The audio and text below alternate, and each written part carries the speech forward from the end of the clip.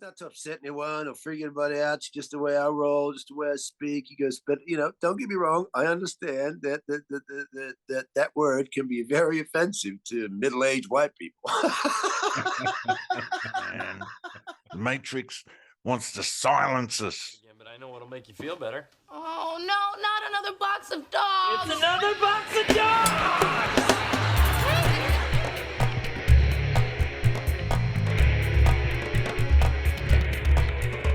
Why we need you to subscribe to the Patreon and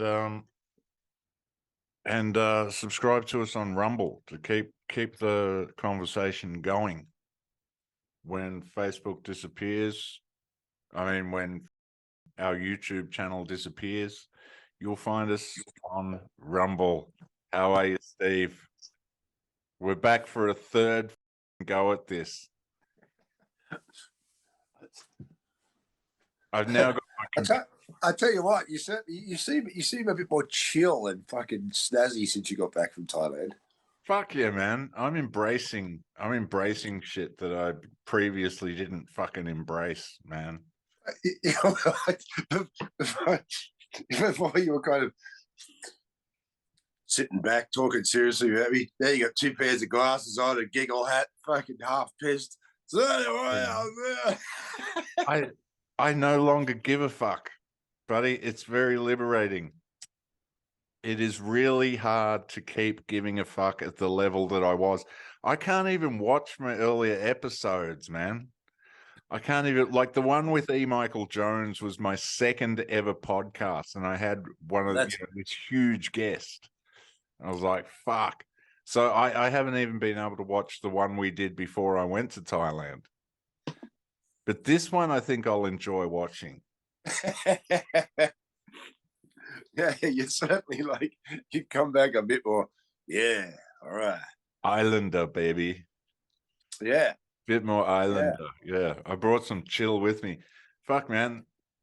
Did you get into the food there? Do you like their food or? Their food is fucking phenomenal, man. It's better than ours. Like ours is an entirely wheat-based fucking diet. Like it's all wheat, flour, garbage. Well, I've gone off it. I've gone to rye bread, like that fucking German fucking pumpernickel, no wheat. Yeah. But bread is basically, you might as well be eating cake. You know what I mean? Just polystyrene. Just stacking on the pounds with dead wheat in it. But this I feel like is more what Box of Dogs is meant to be, because everyone involved in Box of Dogs is cool people, you know. So I've just been kind of needing to loosen up a bit and bring the vibe, bring the chill, bring the more buzz. Bring the Bangkok. Yeah, bring a bit of Bangkok in this bitch. Because god damn it, man. Box of Dogs is meant to be a group of us that just fucking relate on a level that normally people don't. Remember the second Hangover film when they're in Bangkok? Yeah. You know that scene where he realizes he had sex with the lady boy stripper guy, chick. You know that bit where, have you seen? It's so fucking funny, right?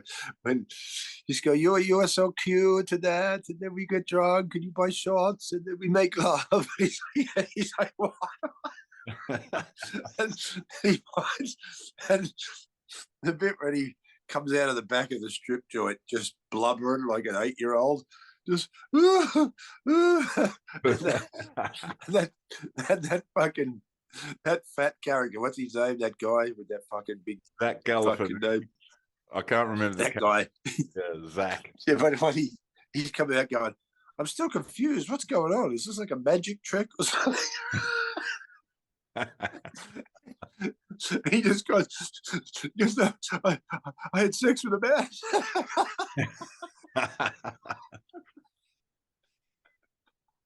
He's just crying, and that Bradley Cooper character when he's just going, he goes, look, he goes, I've done a lot of fucked up shit in my time. He goes, you just forget about it. Because that's what I do. I do fucked up shit. I just forget about it. He goes, This might take a little longer to forget about, but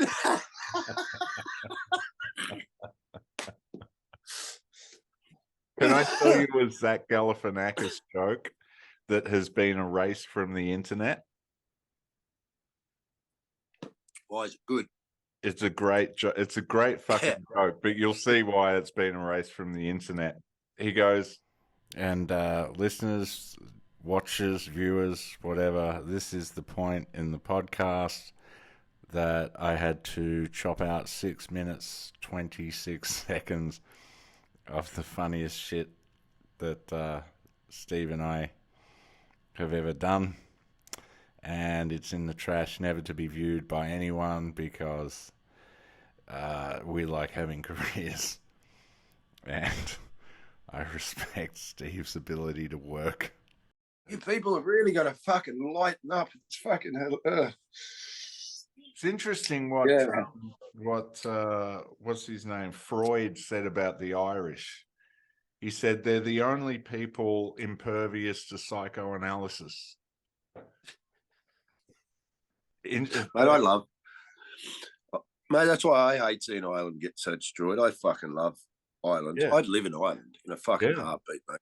I love the Irish. I love they got a great fucking sense of humor. The English they've got a great sense of humor too. That's the shame of the whole fucking thing. Yeah. Right. I'll tell you who else got a great sense of humor. Northern Scottish people, right? Scottish people got a good sense of humor. When you get right up like Aberdeen, Inverness, past Glasgow and all that, mate, those fuckers laugh like the Irish, mate. They just, from the guts, you know what I mean? Like, from the fucking soul. You know? Yeah, it's just great. And any age, I did a small tour up there a fucking while ago, and just, just middle-aged people that come to see me, younger people, middle-aged, right? But just all laughing with a sense of fucking fury, just from the gut, it's like, just fantastic. That's what we need. I miss that. I miss those fucking, where you just did jokes and people fucking. Yeah. God, if you're not smart enough to, that's what's frustrating. It is, why being up against political correctness. And here's the problem now: it's a great distraction, because now all the fallout from feminism and LGBT and the insanity. Now everyone's got a fucking podcast where we're going to discuss men and women and this and so forth and that. But this is the distraction. This is the fucking distraction, the fallout. Because there's bigger shit coming around the corner, right? Because we've muddied your fucking culture and your society and your sex and your fucking. And so now we're all going to have discussions about it in some faux intellectual way, even if it's a valid intellectual way. But it's also, we're trying to clean up this fucking mess and discuss it like with rationality and compassion. But it's all a distraction again, because it's just. Why are we so upset that chicks don't like the same things as blokes? Why? Yeah. Let's achieve equality in all things. What are you talking about? Like we started at the beginning of this fucking talk, why don't the chicks get the same as the sport? Because you don't even support it. Yeah. I remember in the 90s when they started all this, and I was never into sport. I don't fucking watch it. But I remember in the 90s in Australia when they started doing the footy ads, and there was women now in the ads, right? And they show these chicks in footy jerseys going, rah! And I just started going, oh, here we fucking go. Yeah. Right. I don't want a girlfriend who's down the footy going, come on. Like, why, Steve? You shallow-minded? But no, I'm not shallow-minded. I've just got, that's my choice. I don't want some chick who's going, oh, fucking manly, fucking lost. Right? No, you're just afraid of a strong woman, Steve. Strong women go to the footy now. That makes me fucking laugh, that one. And why are men so threatened about strong women? I'm not. Don't give a shit. I read a comment in a comment section once. Some guy wrote, how come men are always scared of powerful women? He goes, what powerful women? You asked me to open jam jars.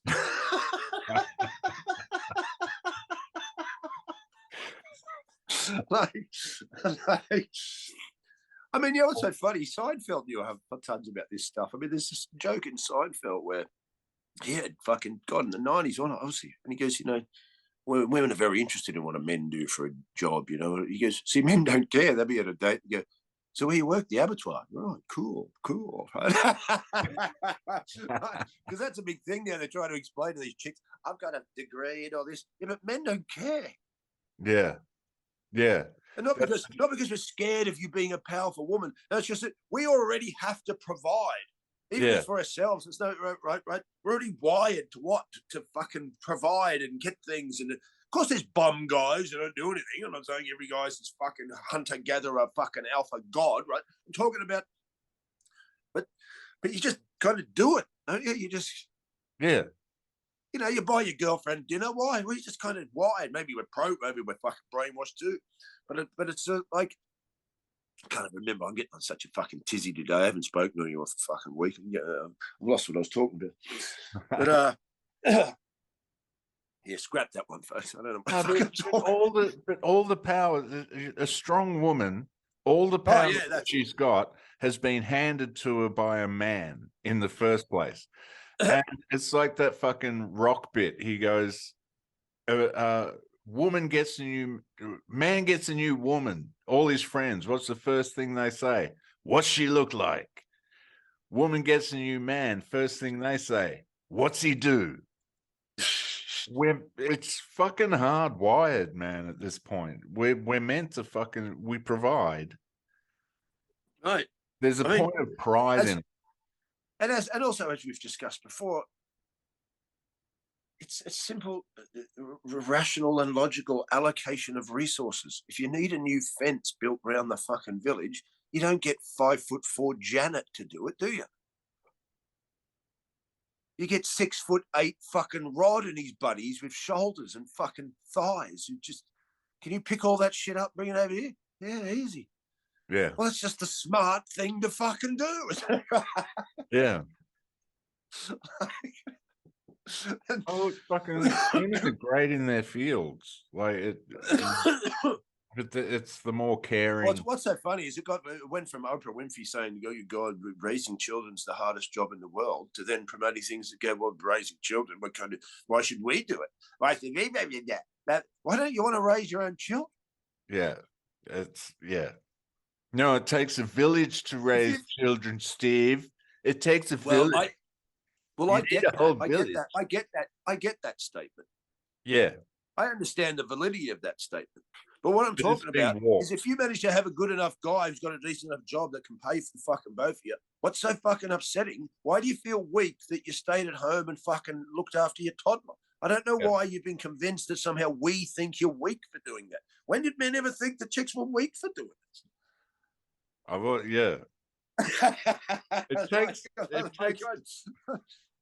It takes a certain amount of strength to push a human being out of your fucking pussy.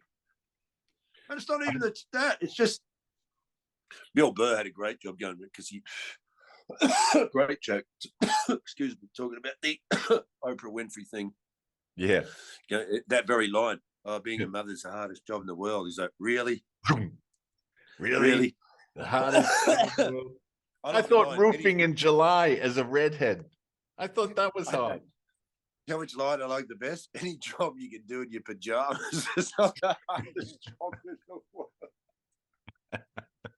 All those mothers dying of black lung. Hey, that leads. And you think, go on. And you think, that I don't think it could be fucking boring to be at home sometimes with some kid that wants to watch Barney the Dinosaur 15 times in a fucking row and just says, why is that happening? And why is this happening? And just, you leave the room for 5 seconds and come down and I watch my mate's kids, mate. He brings them in his house. They're there for 5 minutes. You walk into the lounge. Looks like a bomb hit it. Yeah. Right. Like, it's what I love about kids. I'm amazed how kids, I've been watching people with kids. Then they go, I'll put it away. And they'll go, tidy up. How come you've got no issue with dragging it out? For some reason, just reverse that. So it seems a fucking disaster to you. Yeah. Like, But then, you know, it's fucking funny. I don't have children, of course, so I'm not going to fucking harp onto anyone who's got them and tell them how to raise kids. I don't fucking have them, right? Yeah. But I do know that there's that. We went from kind of, you know, we grew up in probably not a great way where you just simply like got, you know, depending on your parents and how cool or fucking damaged they were themselves. But, you know, I grew up where you could just get a punch in the fucking face. Yeah. You get a fucking belt around your fucking head. You get the fucking school would do it to you. You know what I mean? So yeah, it happened regularly. So of course it could be, you know, it's you know, think of the horror. You know, when I look at my mate's kids and the other one's 3, one's like 7 or something, and he's like a 6'4" guy. Can imagine imagine if this guy came down on them like a fucking ton of bricks, screaming in their fucking faces, right? I can imagine the fucking terror. Well, that's how I grew up. Yeah. Yeah. Right. That's how we grew up. Right. Same. So obviously it's probably not the best fucking parenting method, right? But going straight from there to the naughty step, where now there's no consequence. Yeah. Right. There's how do you treat that there's consequences for things if you just go, well, can you put all this stuff back? Well, sit on the naughty step for the 5 seconds that I can deal with watching my poor kids sit on the naughty step, and then I just let them off anyway. Yeah. Well, I didn't get let off. I just got a fucking belt buckle around me fucking legs. The reason that pain is such a great educator, and I know I'm not necessarily promoting hitting your children, but I'm not promoting it either. But pain is a great fucking educator, because when you experience pain, you learn that fucking lesson quick, smart. Mate.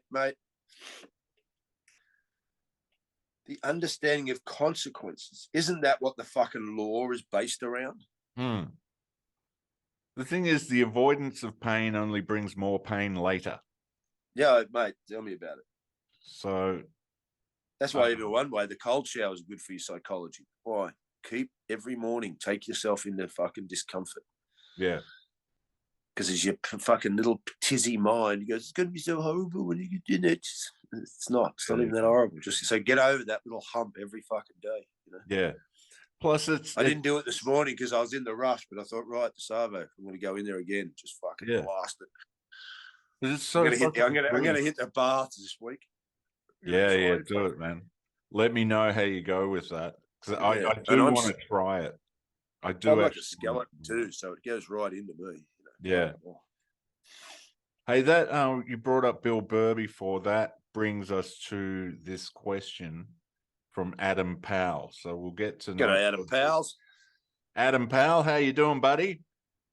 How are you, and bro? Just a reminder to everyone, I'll put up in the thread again, and I'll pin the question. Just if you've got any questions, but put all your questions in the fucking question thread so I can find them.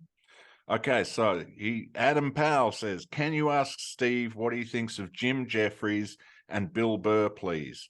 I personally believe that Jeffries now toes the party line and Burr is wrongly pushed as the edgy comedian. Do you know what? I think that guy, sadly enough, is on point. 100%. I think he's nailed it. He's fucking answered the question in his question. Mate, it's such a shame to me because they're such fucking mega talents, both of them. They were so good back in the day. They were so good. I mean, you know, whether you like, you know, Jim Jeffries' comedy is he's a great. I live with that guy. I know that guy. You know, I fucking saw Jim start in England. He's just a natural, funny cunt. Fucking great jokes, great comedy mind, great way his mind works in the sense of seeing. He can do what I can kind of do, but I did mine more politically in that. He can see this silly reverse thing, and he's wonderful at fucking turning it into a story. Great storyteller, you know, risk taker. He'll go out there. He's got a natural ability just to be risky. Yeah. You know, just in his character. I'll tell you, once I was in a dressing room once with Jim years ago, and there were a bunch of other guys, and there was just one chick sitting in there. That's what some people don't understand. And we're just sitting there, and then we look around. And this is just Jim's character, right? He turns to the chick and just goes, "Oh well, looks like you're the one getting raped," right? she fucking laughed her fucking head off. Right? She just, because he's just got that natural, roguish kind of naughty charm, right? So, because I said to everyone, you know, if I had said that, because I'm not comfortable in saying that, everyone would have gone quiet. No, it would have been fucking weird. It just, oh, Jim Jeffries is going to rape a girl. No, he wasn't going to. It was a fucking stupid, fucking radical, fucking. But he's got that fucking boyish charm somehow, right? Nothing charming about it. Yeah, I know. He wasn't going to fucking. No one was going to get raped. And here's the problem with Bill. Once I found out that he was, you know, pro fucking Maxine.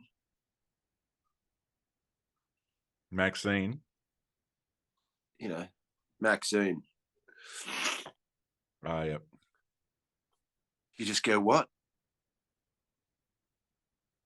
Because that guy, I saw Bill Burr on video probably about 2004 or something like this. I can't remember which, but as soon as I saw that guy, I just went, well, that's the next big fucking guy. Yeah. Oh, because just everything you want in a comedian. Yeah. Great voice, great acting of skills, great characters, great jokes, great writing, killer timing, great stage presence. You know, he's got that knack. He's got a great smile, so he'll do those jokes, and he knows he whacks on that big smile. Yeah. Right. Yeah. Right. And it tempers them into fucking, brings them into the fucking fold. He's a master. You know? Yeah, he really is. Yeah. I really think his sojourn into Hollywood has kind of fucked him a fair bit. Yeah, that's the bummer, isn't it? Once you start, you know, they start giving you tickets to fucking award shows and jobs that pay you $350,000 an episode. Yeah. Well, he did a thing on Netflix a little while ago called Friends Who Kill. And there's no way he put that show together himself. These were like comedians that they wanted to promote, because none of them fucking killed. Like Bill would come out and kind of do a bit of stuff between them, and you know, he's Bill. So he was, you know, potentially pretty funny, but still staying very safe. But then he'd bring up each comedian just fucking worse than the last, and you know they were just being pushed by the establishment, by management. See that's, well, whoever asked that question, what was the fella's name? As we said, yeah, you think you've nailed it there, buddy. Right. That's Gary Hodgkins. Yeah. I've had that. I've come to that same conclusion. Because I've never met Bill Burr, but he seems like a great guy, and you know, both as comedians, I fucking, you know, and I you know, it's just, I don't know if you can run around in that landscape and it seems the two things that have put a dampener on his comedy are you know, being a big hitter in Hollywood to some degree, or you know, whatever company he's with, but being a part of Hollywood, and also getting married. These two things, and having kids. I don't know. He's now like, he's worried about putting food on the table, I guess. And, you know, good on him for doing what he's got to do. I will never forget those early specials. But even in his, here's the thing, you know, I understand when certain acts, musicians, performers, as they, you know, some go, oh, it's not like he was when he was younger. I can sometimes understand and go, well, of course it's not, because he's not that guy. Yeah, you change. The guy with 2 kids and this and that, oh, there's different things, you get older, different fucking revelations about life come to you, you know. Yeah. You might not have as much youthful, just natural physical energy. You also realize that there's certain ways you just conduct yourself now that is different. So I understand that about artists, you know, and sometimes, you know, but because there's so much agenda shit going on at the moment, you don't know whether it's just a natural evolution of a guy as a person. That's it. That's there's a lot of his bits lately that seems like there's executives involved, at the back, you know, kind of on the back end, kind of saying, well, Well, can you change this a little bit? But he's well, still. it's like sometimes when people I've got some, you know, and they're complimentary comments about my comedy, that someone says, how come this guy doesn't have a Netflix special? I think, well, why do you think? Yeah, there's a reason for that. Yeah. Yeah. Because they go, not that bit, not that bit, Yeah. not that bit. I mean, they push fucking Eliza Schlesinger and fucking Whitney Cummings. So yeah, that's it. No, well, I think you could get a Netflix special if you changed your gender, your race, and got a disability. I mean, that's really all it's going to take, Steve.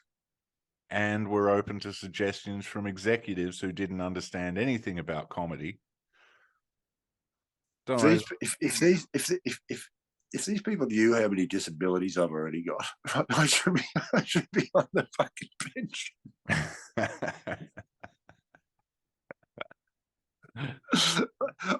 I've been a disability my whole life. I had to work it all out myself. Some of it I got right, some of it I didn't get right at all. So, oh, fuck. All right. Well, we're but doing. Yeah, whoever asked that, it's a little upsetting that because monster talents, those two guys, monster. Yeah, monsters. All right. While we're on the viewer questions, one more. This is from Nitro Breed, which is a great fucking name. Nitro. Yeah. G'day, mate. Please tell Steve he has been as much help to me as Jordan Peterson. And what does he think of aliens, UFOs, etc.? As I haven't heard him talk much about the subject. Thanks a lot. Nitro Breed. Nitro Breed. I've never come to. Funny, I watched the X-Files yesterday, but I've never come to a conclusion in my head. So I mean, recently I've listened to a woman called Eleanor Dunan or something, who lives in Ireland, who's a French woman who was an archaeologist in Egypt for like 20 years. And she talks about going on board ships. Yeah, right. And she's a very wise, fucking beautiful, and probably my age or something, still beautiful, stunning, great voice, seems very down to earth. And that I know a bit about that fucking UFO world. Her stuff's really full on. You can look up her fucking website. You want to read some radical stuff? Yeah. Radical. They're going onto ships, talking to guys. This is what's going on, this interplanetary stuff, so forth. And she speaks with such a sincerity. It's almost like it's just such a calm sincerity. Yeah. Then, of course, there's the old, have this been advanced military testing that they've turned into UFOs? Is it from the 50s, if they wanted to start testing stealth bombers and all that? That's some of the story from that world, isn't it? Just turn them into UFOs. And then you've got your it's funny, I was just watching it's funny how I was watching an Aussie guy the other day who does UFO photography and stuff, some channel. Yeah, right. Of course, in the conspiracy world, I've looked at a lot of things in the sense of, I know that they have their conferences and stuff, and people have done some serious. I've even watched. There's a YouTube channel called Yes Theory. Have you ever seen that? No. Just these young American fellas, some of them from different countries, but in America, and they do a thing on Wim Hof. They're basically, their thing is to seek discomfort. Yes. Right? But also not just physical discomfort, anything like going up and asking girls out or talking to strangers or saying, walking up to a stranger. Doing anything. I've found this in my own life, and I haven't done it enough lately, but I'm about to do it again. And what I've been saying is I need to get uncomfortable. I need to. Oh, mate. It's a great little theory that not even theory. It's fucking just it's real, you know. That's why I like. We go back to Wim Hof when we talk about this, even though we're talking about UFOs, but we go back to that. That's what he says. You know, your body can do all this stuff, but you've comforted yourself into a passivity, a non-existence. Like, all I'm doing to try to get you into cold is to wake up things that are in you that people fucking hundreds of years ago had woken up, because they're all sitting out here fucking hungry, fucking starving sometimes. Yeah. Freezing, you know what I mean? Like, yeah. So their body fucking worked. Because here's see, we're getting off pattern again. Here's where I don't follow fucking science all the time. They go, we've worked out, this is great, some information about what this does to the cell, and eat this, and this fucking chemical, and this is health, and this does this.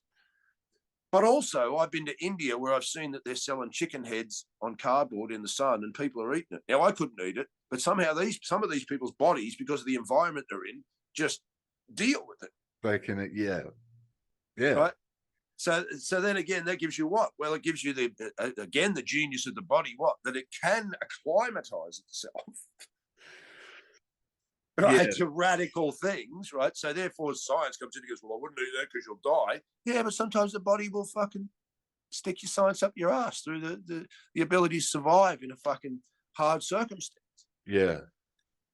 Right? So yeah, science has its anyway, we've got off track a little from that fella's questions. I don't know about you as a yes theory. That's what I say. They did a little episode where they speak to Americans. I watched it a couple of weeks ago.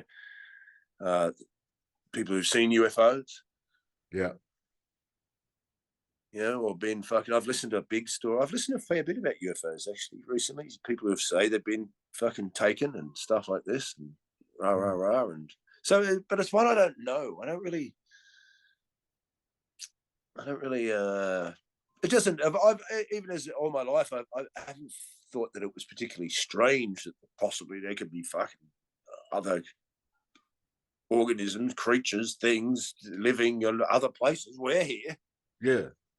So I figured, you know, someone else could be hanging around, couldn't they? You know, so well, they always seem to be more advanced for some reason. Maybe they're hillbilly aliens.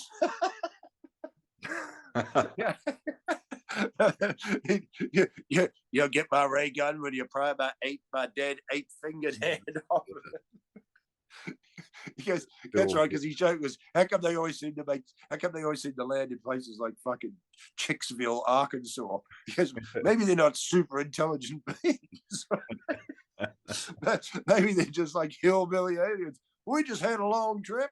We just want to sit back and whittle some. That's all I want to see, some spaceship out the front of some trailer on blocks. I got to see him do that live with with 3 other people in the room. It was one of the weirdest things, seeing the great Bill Hicks with 3 other people there, and he was just. Where did you see? Did you see him in Melbourne? In Melbourne, in like 91 or 92. It was like the last time he came to Melbourne, because after that he died. And like, I just came across him, just discovered him from listening to Triple R. So you saw him, you motherfucker. Saw him live, yeah. And it was one of the greatest things. I'll never forget it. That's fucking amazing. I dragged my brother and his girlfriend along. How did you heard of Bill Hicks then? They kept playing bits of him on Triple R. They'd play like see, I never listened to the radio or did anything like that. And I wasn't really even considering doing comedy at that stage.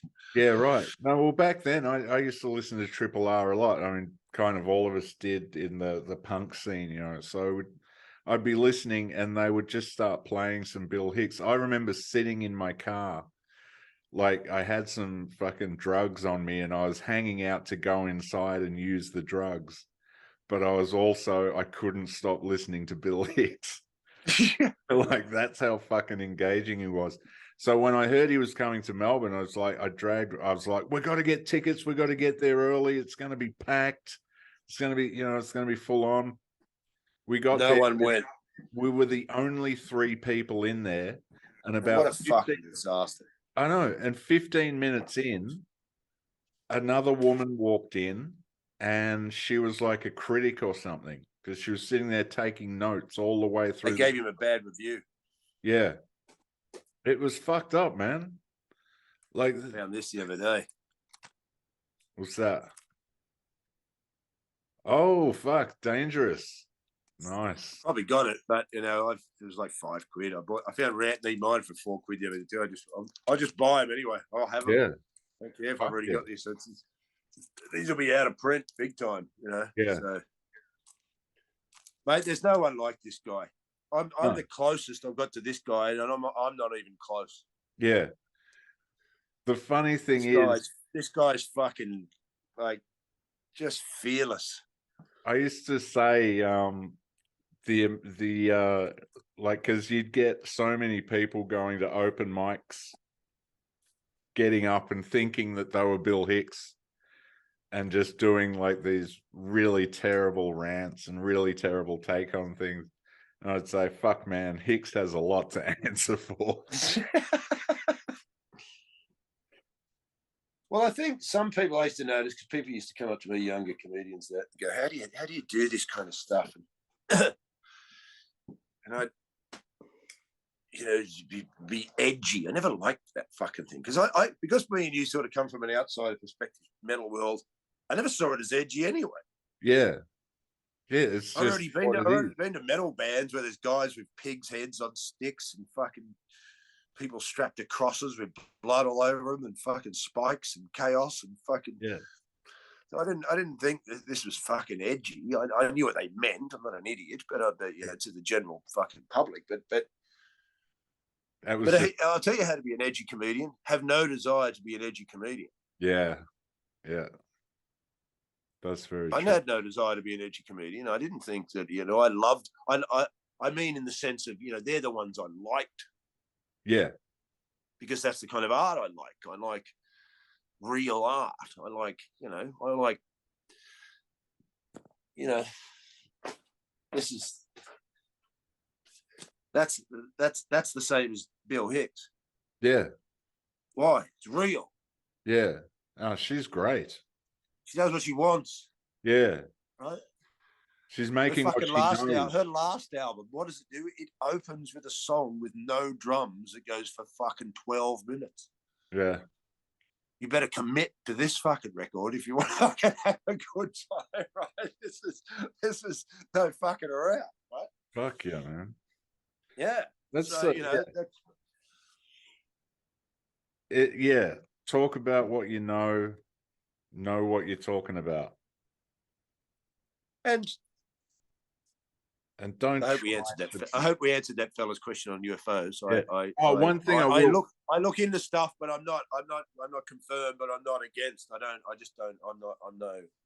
One thing I'll say about it, because I was thinking about it, it's actually on the the very first podcast I ever did with John Rennie. And it's interesting because he's a very fucking grounded dude. You know, he's like an ex fucking submarine commander. He commanded fucking nuclear subs. Like, he's sailing around with fucking nuclear warheads, you know, out the back. He's had more responsibility on his shoulders than I've had in my life. Yeah, me, you and me combined, brother. Yeah. But so he said what he found interesting was that the US government came out and said, yeah, UFOs are real. We now admit that they're real. Now, we still don't know whether they're from outer space, another dimension, or they're military hardware. But what we do know now is that the US government says, yeah, they're real. Yeah, you might see lights in the sky sometime. It probably is a UFO. Well, they don't call them UFOs anymore. They changed the acronym. But they got a new pronoun. Yeah. They did that during COVID. It was like, it's perfect time to release this information when no one's going to give a shit. Because no one gave a shit. And that's what he was surprised at. He was just like, you know, so yeah, UFOs are real, and here's the weather. There seems to be a kind of a sort of I think it's what's part of the sort of the kind of. I'm not being able to find my words today. Part of the sort of the psychology of this whole sort of era where no one gives a shit, like radical things turn up, and it's everyone's so desensitized to fucking stuff. Right? Right. Well, I have a bit of a theory about it as well. You know, I don't know if you remember this, but Donald Trump started Space Force. Yeah, So yeah. they kind of put it in the zeitgeist. They made a Netflix series called Space Force, and they did all this shit. And like in that, I guess they showed the wars between, you know, different countries in space. But there's been this theory for a long time about how they were going to have a fake alien invasion. Mm. That Operation Bluebeam. Yeah, yeah. Now, that doesn't mean that aliens and UFOs and whatever are fake, but the invasion was going to be fake. And it was all about uniting against a common enemy to create a one world government. Yeah, yeah, yeah. They seem to have gone with the virus instead. And that worked even better, or just well, as you can take your pick of Hollywood films where which one was going to be. Exactly. Is it the Resident Evil virus fucking zombie fucking film, or 28 Days Later, or will it be the Close Encounters of the Third Kind? Fucking yeah. It's not. What was that? What's that? What's that alien film? The funny, happy alien that everybody likes. E.T. E.T. Yeah, the gay alien. And you had Alf in the 90s or the 80s. Remember that show, Alf? Yeah. It was a puppet. It was supposed to be. Yeah, yeah. Then you had V. Remember that show, V, with the lizards? That was like fucking. I do remember something about. I remember lizards. I remember they kind of remade it. There was a show that it might have been the 80s, something like that, 90s, 80s. V, where all the people that run the world, but really they were fucking aliens, lizards. It was David Icke fucking TV, you know. Yeah, yeah. Fucking what was that? What's that film? I don't know. I can even see it myself sometimes. Something you read something radical on fucking social media, and you just got to go, oh yeah, flip through it. Something's got mind blowing. Yeah. Because there's just so much stuff. There's too much info. It's all rubbish. I mean, Billy Connolly had a joke, God, probably in the fucking 90s when he was talking about the news. He goes, you see the news, and you know, you see, 10,000 people died in a fucking mudslide in Pakistan. He's like, yeah, I know that's tragedy, but do I have to know? Like, yeah, exactly. What am I going to do about it? Yeah. Like, what are you telling me for? Tell everybody near the fucking mudslide. I'm sure they can help out, right? We better fucking get some food over there, right? But what am I going to do? I'm in fucking Scotland. Yeah. Yeah. Oh, well. But it is, you know, the news is funny. I mean, it's always been ridiculous. I mean, it's me and my buddy here, my flatmate, he's a wise soul, man, as I said before. Like, and we watched a bit of the news the other day just to watch it. I'm like, this is just theatre, just pure fucking pantomime. I feel sorry. I sometimes don't want to sound sarcastic, but I am. So it's just, I feel like anybody who's still watching the television, my condolences. Yeah.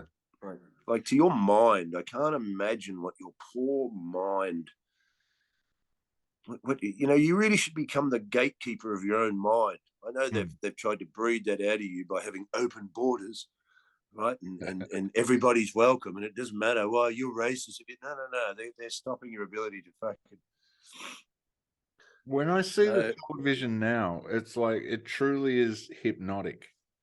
Like, I remember the first time seeing television at the fucking gym, they had the TV on. Something about the broadcast just kind of grabs your attention and makes you just kind of go, It's probably the theta brain state that is. Yeah. They could have chosen a million different sort of particles, whatever they call them, those things that sit there, but they've got the one listen to Alan Watt. He goes, watch children. He goes, their mouths drop open. Yeah. Yeah, you just switch off that part of your brain that well, that's the part of me that perhaps, Mm. besides many other reasons why I don't seem to get women. But it's got nothing to do with women, really. I remember when I was young, though, I could never imagine. So am I supposed to go home and sit on a couch with a girlfriend and watch telly?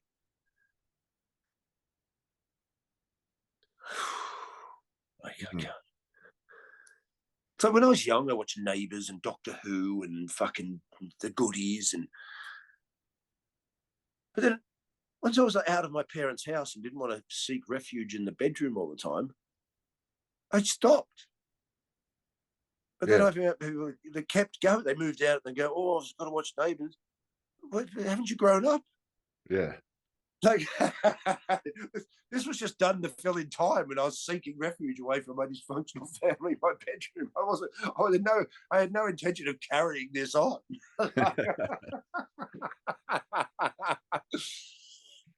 I'm not saying I ever watched a fucking TV show. I've watched films and DVD. That's all I've had since the 80s, a DVD player. So I just watched the DVD player, whatever. I'd watch fucking Young Ones and Blackadder and Father Ted and, you know. Yeah.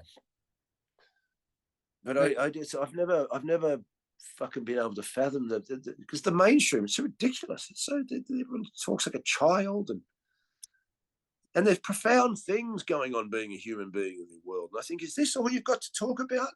How you can make clothes pegs out of fucking Coke bottles or something like what's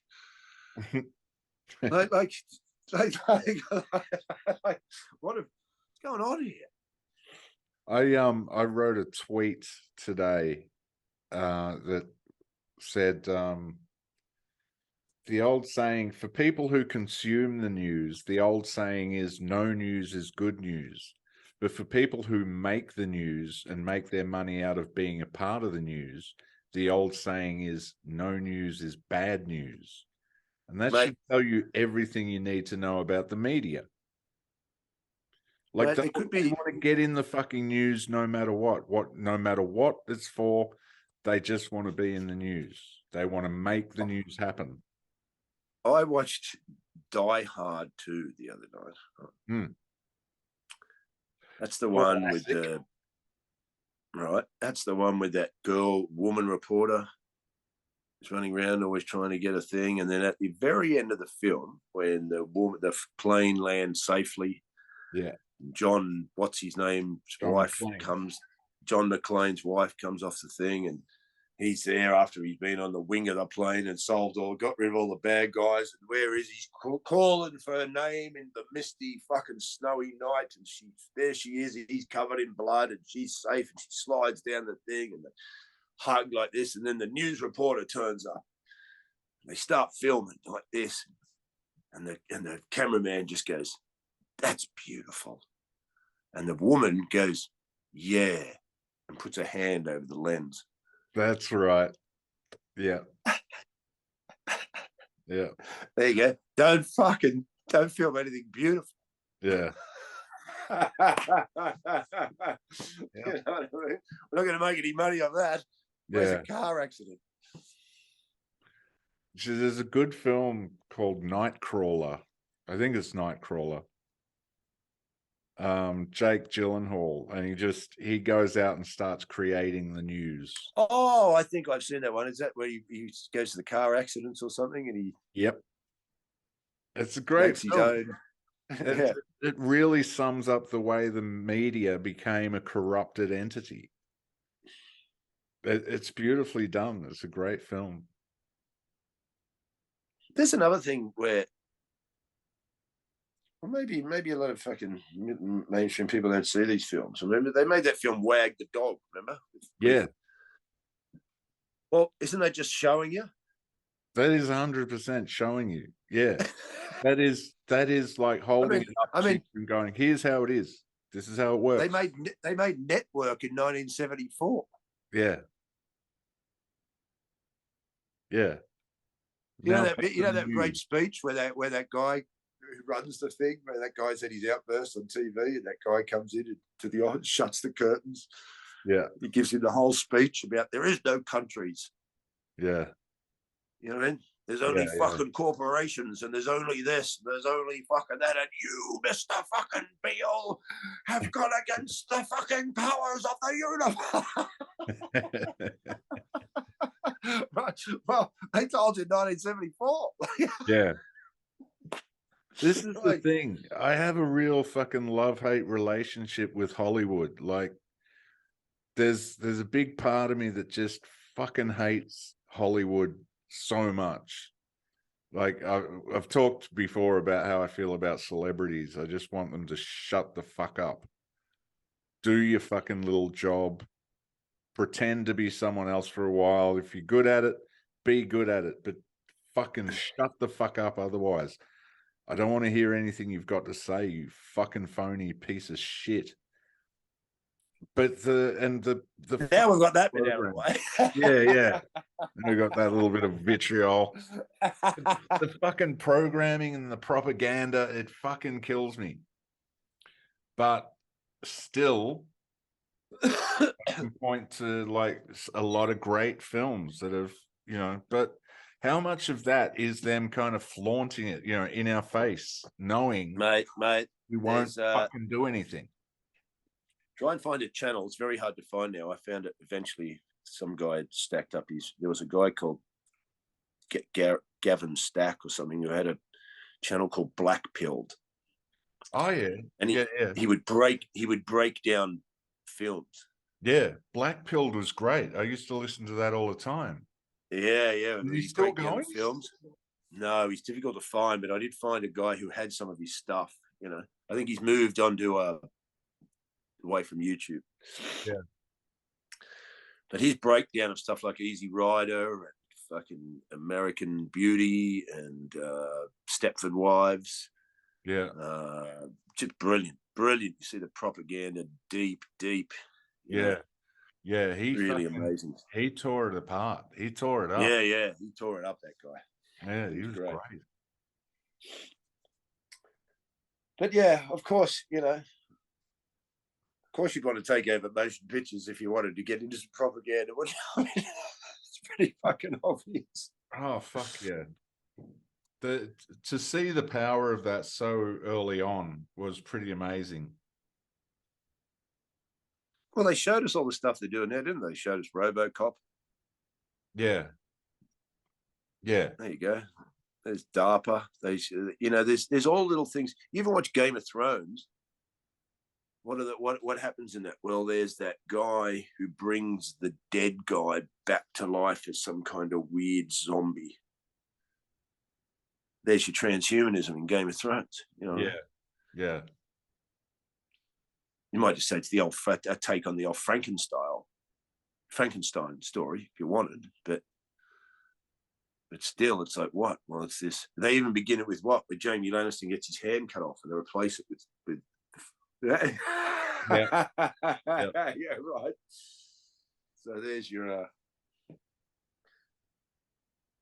Yeah. Oh yeah. I mean, I've never I mean, my mates used to call me the bit of the fucking sourpuss party fucking, because it was always some film would come out. Do you want to come and see this with Steve? I'm like, no.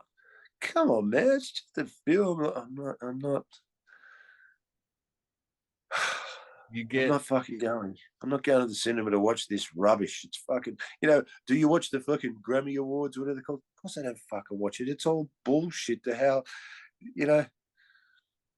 Why would I not watch it? See, they've turned these pretty looking people into your idols. Now you're projecting your energy into them. They're harvesting that energy off you. Yeah. You know what I mean? They're like totemic. Yeah. Why am I supposed to be cheering on someone who just got paid $50 million plus a percentage of the merch and got to fuck supermodels till he did his next film? And now I've got to cheer on while he gets another award and gets to fuck more supermodels that night. And yeah. But see, I can do without an actor. Why don't you have an award for the plumbers? Because if all the plumbers stop tomorrow, Well, that'd be a lot more disastrous if all the actors stopped. Yeah. That's That's what I mean. But what fucking amazed me through this whole fucking pandemic bullshit, everyone that was coming out and going, fucking take the vaccine because you need to, we all need to work together and you need to blah, blah, blah, blah, blah, blah. These were all people who get paid for a living to say certain things. Every one of those cunts was on the fucking take.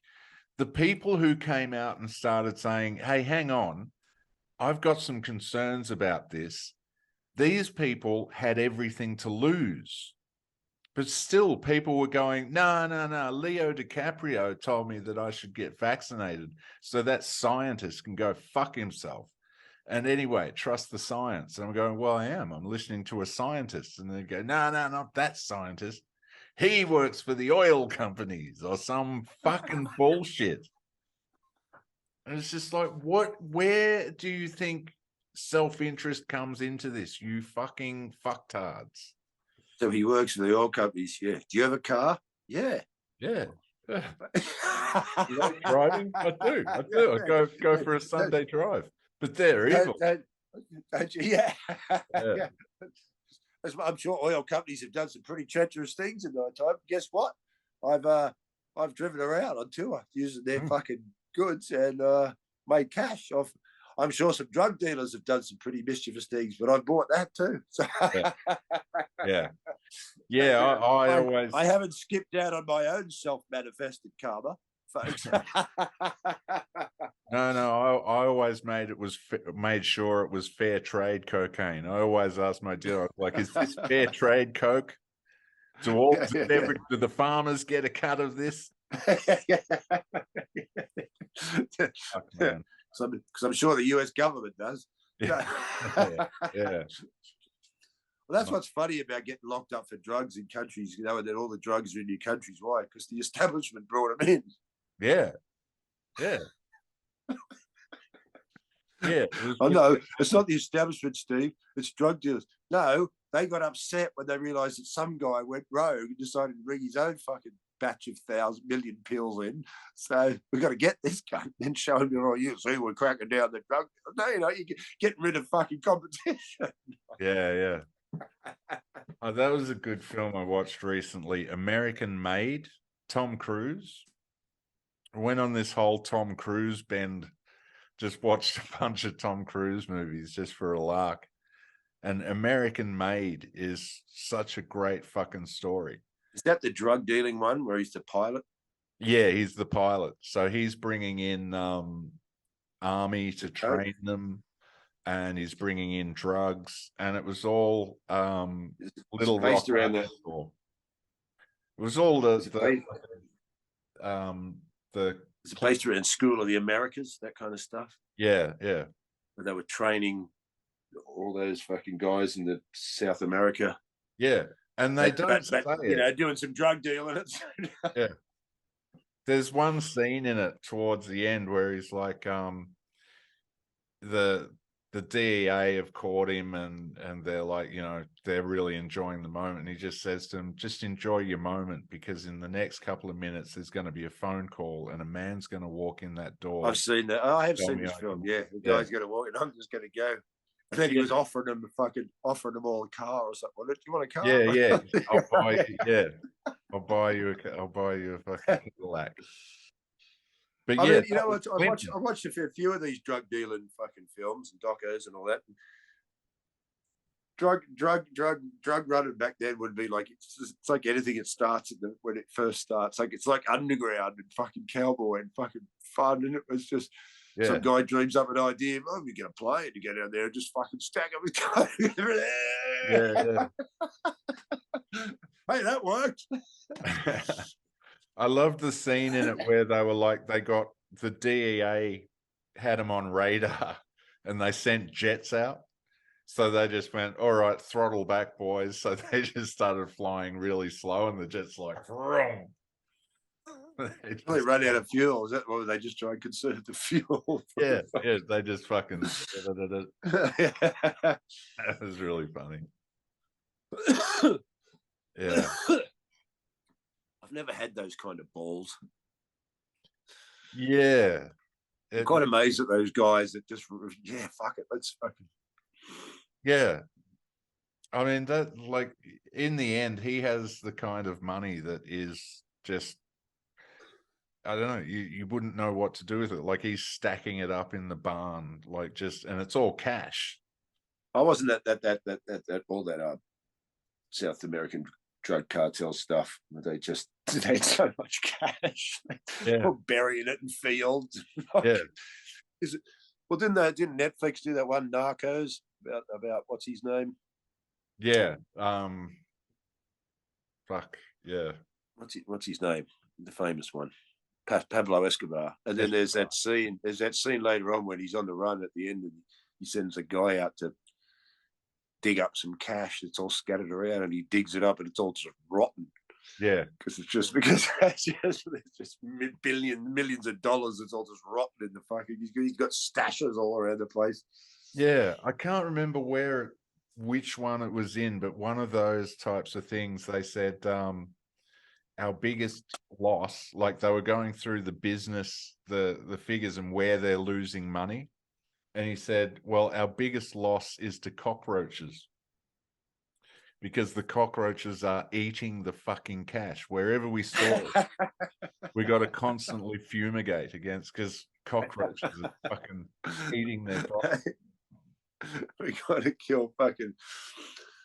What's the extermination company in Australia? Wasn't there a main one? Something pest.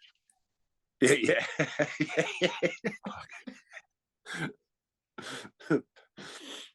There's a great scene. You had Black Books with Dylan Moran. I love that show. Where he wants to get rid of the cat next door. It's driving him nuts, and he calls in the exterminator guy to help him fucking exterminate the cat. The guy can't bring himself to do it. He has a meltdown. Oh yeah, I always remember the episode where what is I remember the episode. Sorry, I remember the episode in Seinfeld where he's fucking got fleas. I remember the black guy. It's funny, that black guy comes in. He's going, oh, how long will this thing? He goes, yeah, definitely got fleas, Mr. Seinfeld. He goes, I'm gonna have to exterminate the place. He goes, my parents are staying here tonight. He goes, well, unless you want to kill them, I'd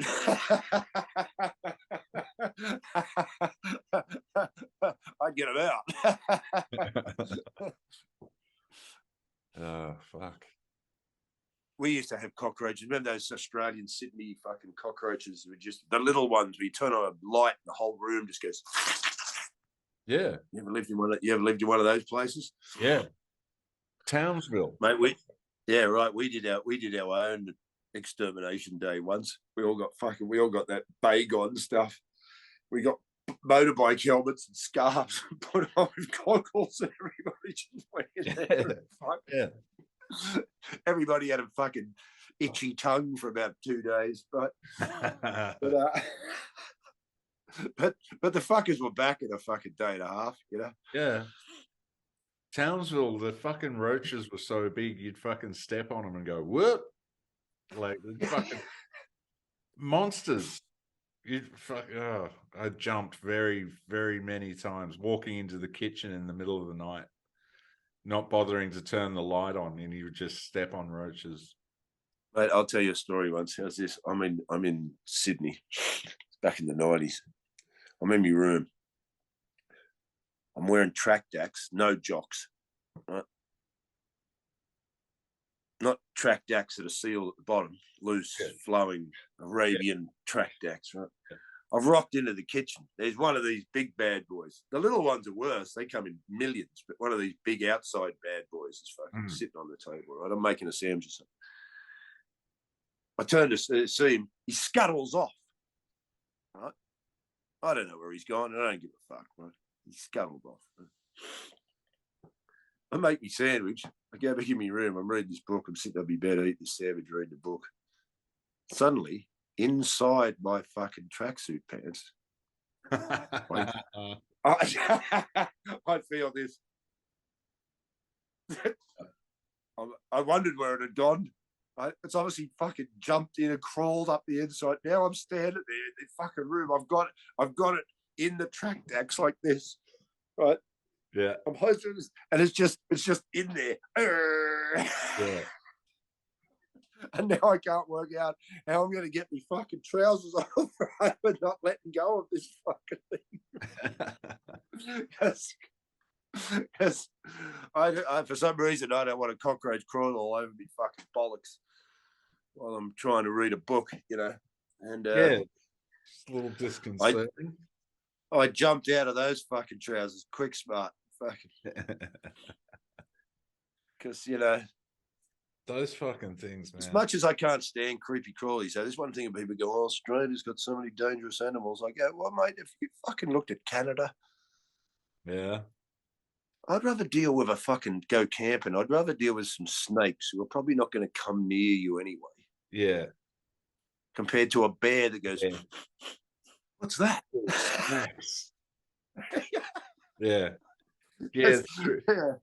The bears down here are not quite the same thing. No, you They're know, all mountain stone. lion, fucking some black. I Even understand the fucking scary part of it.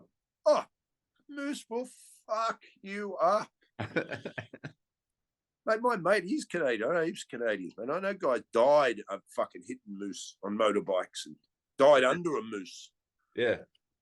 Motorbike crash didn't kill him. The fucking 50-ton moose laying on him. Yeah. Yeah, like, I know what freaks people out about snakes and spiders. Everybody's got a fucking issue. And also there's that thing where, yeah, but this is the problem with Australia. You just put your hand underneath a fucking bench and you feel, oh, what was that? Yeah. So, at least with a bear, you know, okay, here's the issue. This is, well, we've got an issue, but I have no idea what the fuck it was. Oh, yeah. Yeah, something. Well, so this is good. I've lightened up a bit now. Came on here with a fucking whingy, moany fucking. Man, it's good to see you're lightened up. The holiday did you good. That's good. Yeah, it did, man. I really fucking needed that. I needed a circuit breaker. And that was. Oh, so do I, man. So do I. I'm here at the moment. I've got no fucking work. I'm in a fucking small flat. My buddy's a fantastic guy, thank God. The guy just let me stay here, you know. I can't stay here forever. And yeah, just a circuit breaker, something to fucking do, man. I'd love well, to. we're planning another trip in like July, August. Start planning for that, man. Start planning. Is that the only Asian country you've been to? Have you been to others? Or? Yeah, no, I want to go to the Philippines and Vietnam and Cambodia. And like there's a bunch. We're kind of planning, we're kind of talking about, you know, doing a lot, hitting a lot of the other countries out there. But so now I've only ever been to Singapore briefly and Thailand. That's a strange one, Singapore. Fucking Singapore, they know how to make an airport. Fuck, man. I used to have jokes about that. You go on holiday, you don't get out. You don't get out of the airport. Oh, it's great here. I got a fucking I got a temporary visa because I had like a 12-hour layover. I got a temporary visa to go out and check out a bit of Singapore. I barely used it. I got out, it was late at night, the trains weren't going to be running anymore, so I was like, well, I can't fucking miss my plane because the trains weren't going to start running again until like 15 minutes after my fucking plane was leaving. So I was like, I'm not risking it. So I just went back and hung in the fucking thing and it was fine. Well, it's fine. You sit near the water fountain. The fucking fountain. Right. Fucking thing that falls from the fucking sky. Oh, have a look at the big artworks hanging off the fucking ceiling. Plus, when you're in and you can go out and smoke, even when you're in the fucking terminal, they've got little smoking areas with little water fountains and fucking, man, they've nailed it. Yeah, you know. Fucking beautiful. I've got a mate. Well, that's what's funny about being in England. England's a funny country, you know. It's a strange place where it's sometimes you just and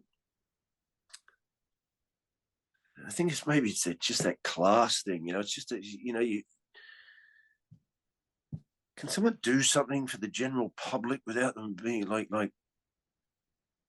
it's almost like it has to be horrible here sometimes. Like, you know, there's no class system in Australia really. So, you know, even here, there's this. I don't know how to explain it today. But, you know, I've been to hospitals in Asia and that, right? They're 50 million times better than the ones in the West. Yeah. They're like 5-star hotels. I've been to ones in the Middle East. They're 1,000,000 times better. Yeah. You know, there's another thing. You know, don't you get suspected on anything? They can't fix your hospitals. You go to some hospital in Sydney, they've got plastic chairs in a waiting room, some old guy on a gurney that's in the hall. Yeah. Well, where did they get all the money for all this fucking COVID stuff? Signs and things and hells and extra cops and helicopters and fences and signs and this and plastic shields and stickers and posters. And how come they suddenly got all this money? And how did it appear overnight? Right. So why don't they fix your fucking roads and your hospitals and your fucking things? And, you know, because see? Yeah. Because you're of no concern. No, there is none. Here, you know, like,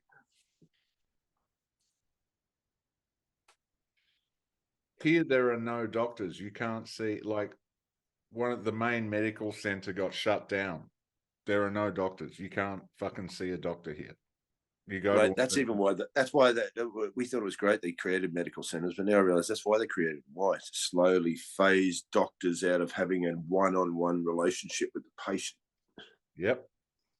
Yeah. Oh, yeah. If you want to see it. And I grew up in the 60s, man. The doctor would come to your house. Yeah. Yeah. Remember that? Fuck yeah. When 9 at night. With 9 at night. With his bag of tricks like Felix the cat. He always had a little leather bag, exactly. Yeah. Felix the cat bag. Yeah. They were great. And like, yeah, you know. Oh no, you know, but here's the funny thing, the whole medical system's a fucking disaster. Yeah. As I've often specified, great for an emergency situation. If you've fucking been hit by a truck or you got a broken leg. Yeah.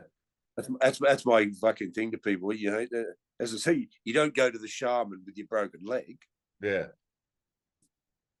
Go to the hospital first, then fucking get your crutches and make your way to the shaman to deal with the other stuff. The old shaman, he's not going to do much for your broken leg. But this whole fucking system, I mean, it's just corrupt, folks. It's so we can't see a doctor. Well, here's the thing, part of the evolutionary thing. Well, you've got to break away from these fucking doctors. Yeah. Why? Understand what Wim Hof's telling you. What? You can heal lots of shit. The whole thing is a healing miracle. But how can I do that? I don't know. Maybe not. Maybe it doesn't work for you. Maybe there's just. But really, you can't put your power into these because the whole system's corrupt. It's not like all these men and women who are doctors are corrupt, but they're in a corrupt system. Yeah. Well, they abide by its rules. Otherwise, they lose their licenses, therefore their mortgages, and therefore their incomes, and therefore their children's educations, and their food, and their ability to live. The same old fucking system they've got all of you in, all of us in. Yep. Sorry if I sound arrogant by saying you, as if I'm somehow on some off-planet fucking. Right, but you know, it's not hard to work out. They've got you in little traps. Someone told me that, like, I think he said Thailand, but in Thailand you can choose: do you want Western medicine or Thai medicine? And I'd be like, I think a lot of times I would be like, well, let me try the Thai medicine. Fucking right, mate. Man, you have to. I'm sitting again. You have to take responsibility for your health. See, you have to take responsibility. But what I mean by that, as I sit here doing something that's is that this whole psychology go, well, I'll just get some pills and then I can just go back to living my life and just take my pills and it's all getting sorted out. No, you know, you've got a role to play. Yeah. Right? You don't want to be on fucking pills your whole life. You'd say this is a bad thing with my whole life, wouldn't you? Well, what are fucking pills doing to you as well? Like Yeah. it's not fucking good for you to be on, you know, and that, as we've said before, you know, you can't tell me what, oh, I've got to take it for my heart, fucking blood pressure. Well, there's not another thing in the universe that can help you with your blood pressure. Like, might be stop eating sweets. Yeah. Could be anything, just drop sugar. Why? Well, this takes your responsibility. You have to make a sacrifice or some effort of willpower. Or why? Because you should be involved in the healing fucking process of yourself, shouldn't you? People don't like it when doctors do that, though, to put it back on you. A friend ages ago, he is a big fat motherfucker. He still is a big fat motherfucker. He was having problems with his back. He went to the doctor and he said, Doc, I'm having a lot of pain. I need you to give me pain pills. And he said, well, if you're having back pain, lose some weight. And he was outraged at this. He was like, just give me the fucking pills. He was outraged that a doctor wouldn't give him the pills. Well, that's what I mean. That's what we were talking about. You want to break out of this. Yeah. I understand if you're in radical, severe pain where you need some alleviation so you can get your head together to make some kind of fucking decision. But you can't stay on these pain pills forever. They'll fucking, you know, they'll fucking crush you. It's like being on heroin your whole life, isn't it? You know? Yeah. I don't know how this is so hard to work out. Why they've managed to convince you that somehow these drugs are not bad for you compared to fucking. Yeah. You wouldn't think it's responsible to take cocaine every fucking day, would you? But the cocaine's probably better for you than half the shit they're fucking giving you. Yeah. Well, look at the fucking OxyContin situation in America. Oh, you know, and you don't think any corruption's gone through this? And there's. And that's why I knew, as I said, we probably discussed this before. I said this before in the fucking thing. But I'll say it again if you've never heard it. It was when I was on psych meds, how I got into that world. The world, you know, even when I had come down, hangover, fucking, I knew people used to take Valium if they did too much coke. But I thought, no, you're a pussy, man. Yeah. I'm not in, go and deal with it. What I used to do was go and do laps, go to the fucking gym, fucking steam room, clean me beak out as much as possible, exercise, right? Yeah, I've got to get fucking Suicide Tuesday out of the way, but I'm not going to try and cover it up because I did this to myself and I should fucking reap the consequences. Right? Yeah. So I'll do as much as I can in a natural way to try to alleviate and fucking re-solidify my fucking state after I fucking battered it with fucking unhealth, right? Yeah. Yeah. So, and I'd never party on. Well, what's going on? Frozen up.